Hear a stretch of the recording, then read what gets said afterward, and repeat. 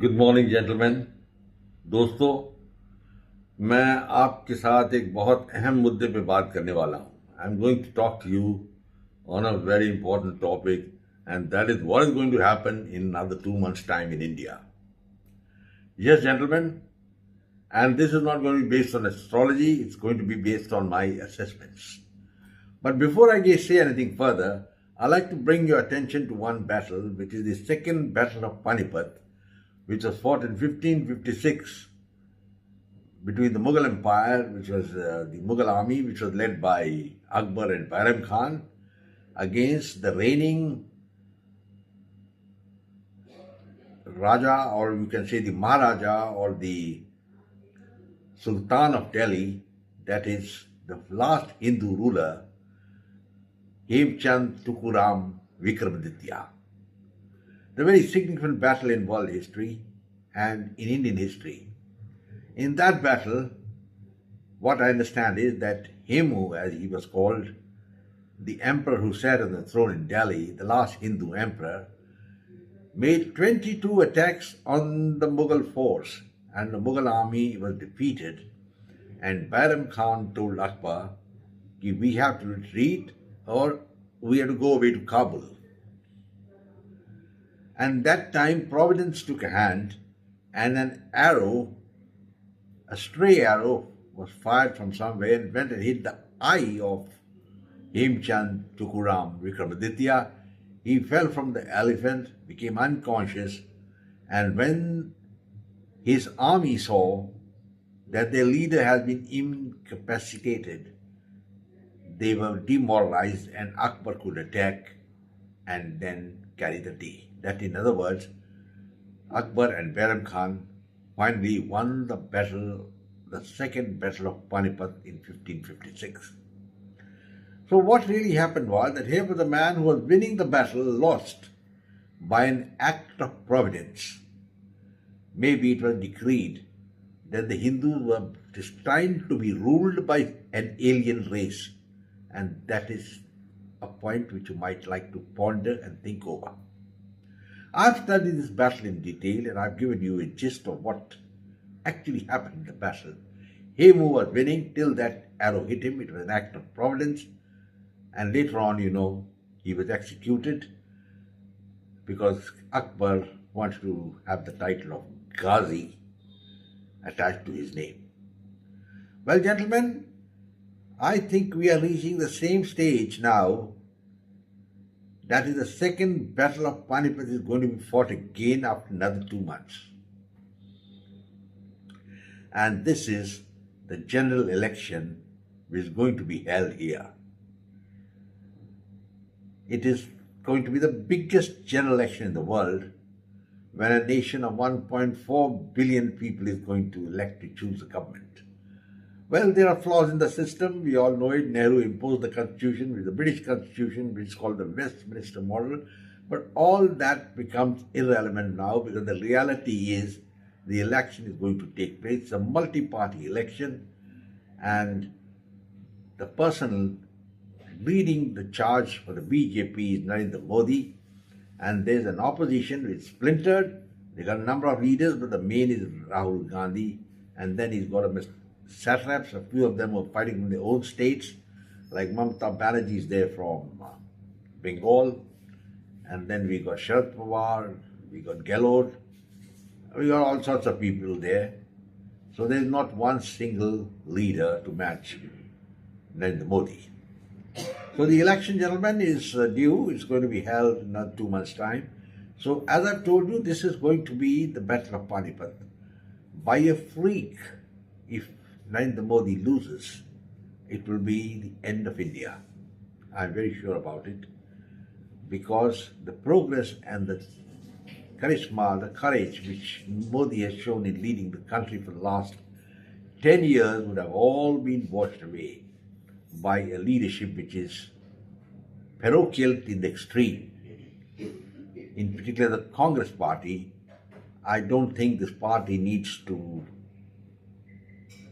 feel proud of anything what they've done.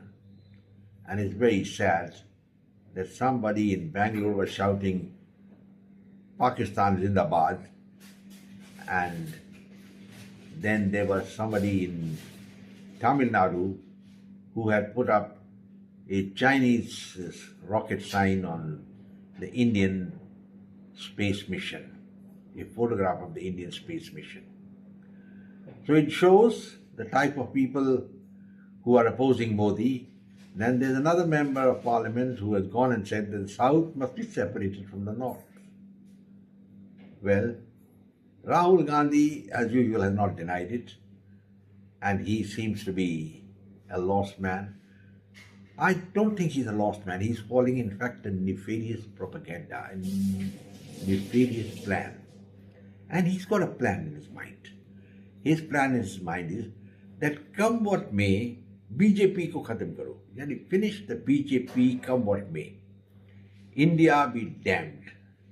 So he is in league with so many elements in England and in the United States who want to destabilize the country. And recently, one of his own party men in Bangalore said, Pakistan is not the enemy state. Well, what it is, a brother state, a friend? This man has to give the answer. But Rahul Gandhi has got no answer, and he's got some very stupid ways of answering questions. I think I was reading the other day that when he was attending to a press conference, one of the leaders, or rather the correspondents, asked Rahul Gandhi a question. And instead of answering the question, Rahul asked him, what is the caste of the man who has employed you? I mean, it was so silly. He was trying to create a casteist divide. And if he wanted to propagate or pull up the lower caste so much, what did the Congress do when they were 70 years in power? There were Jawaharlal Nehru, Indira Gandhi, Narasimha Rao, and that most ineffectual man, Sardar Manmohan Singh. All of them were there. And how come that Mr. Gandhi, yani Rahul Gandhi, should ask such an absurd question? Well, they chose the mindset, gentlemen, the mindset of the Congress. So as I'm saying, this party, if it leads the country to victory by a freak, I don't think it's ever going to happen. By a freak, then probably Providence has decided that India should not rise as a global power. It will be something like the Mughal dynasty being imposed on India when Hemchand Tuku was defeated in dubious manner in the second battle of Panipat. So, gentlemen, this is the crux of the issue.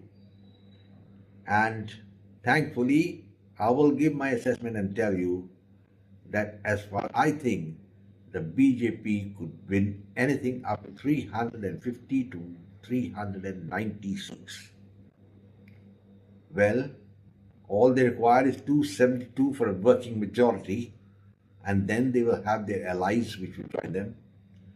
But in two states, I think there would be 100% sweep, and that is UP and Maharashtra. That is one.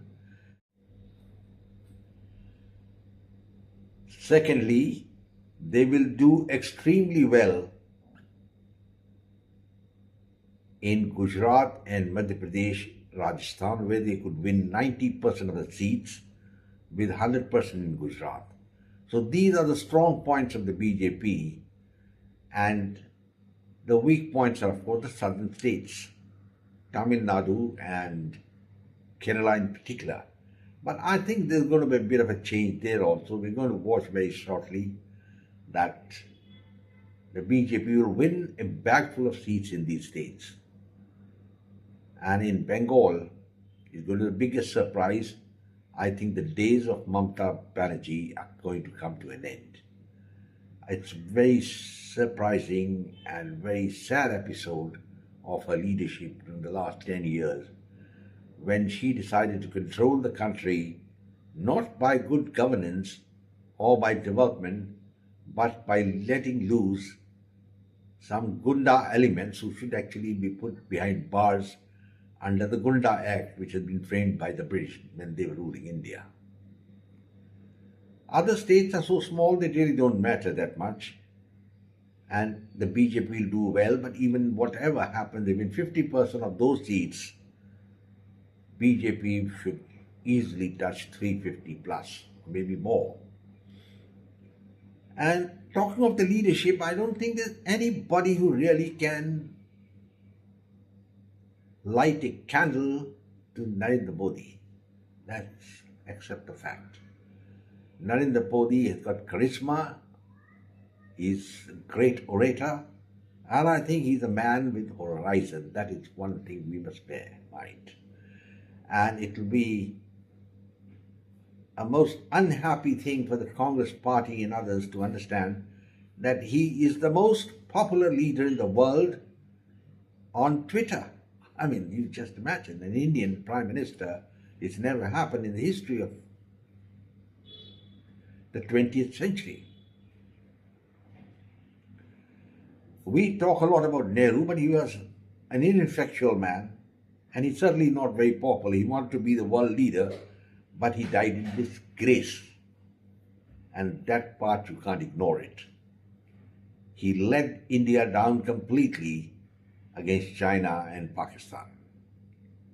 Created the linguistic states and the division of India, which was very, very bad because it has led to fissurous tendencies. But we can't keep talking about it.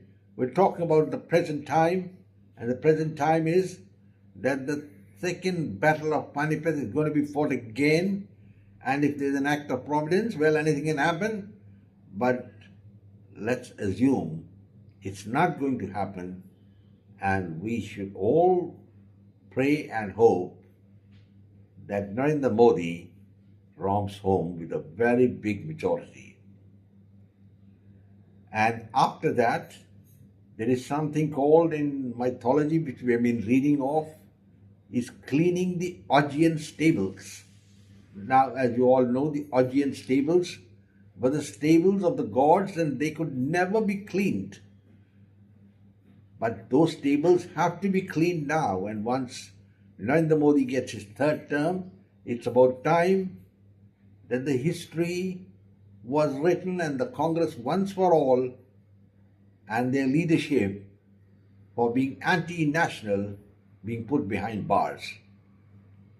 The second movement to be faced is the Khalistan movement. This is a disgrace to the Sikhs, and it's about time they were dealt with a firm hand.